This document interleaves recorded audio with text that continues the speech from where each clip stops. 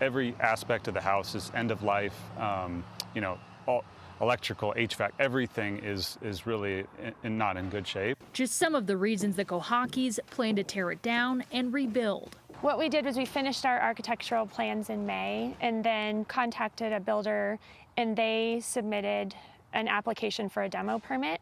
From there, they say they were notified someone had submitted a notice of intent to designate it as a landmark, meaning the Kohakes can't begin construction and instead were forced into mandatory mediation. I mean, we'd never heard of this process. There was nothing disclosed on the sale about it. Found out the previous owner had gone through this process previously. We would have never bought the property if it would have been disclosed. In Denver, anyone can place an application on someone else's property if it meets certain requirements such as history and architecture.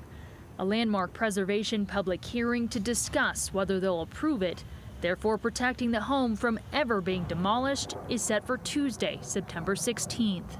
I don't think we've had one non-sleepless night since this process started.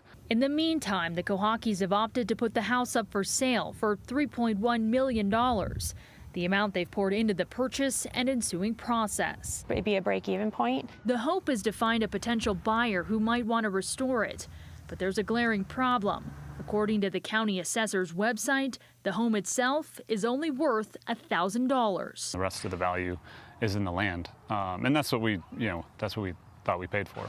The 37-page application details reasons why the home should be preserved and why it qualifies, stating, quote, the house has been home to generations of prominent Denverites who have had notable influence on culture and development, that it possesses distinctive visible characteristics of the Queen Anne style, and that physical attributes make the house a recognizable and defining feature of the East Washington Park neighborhood. Not a good example of a Queen Anne anymore because of all these modifications.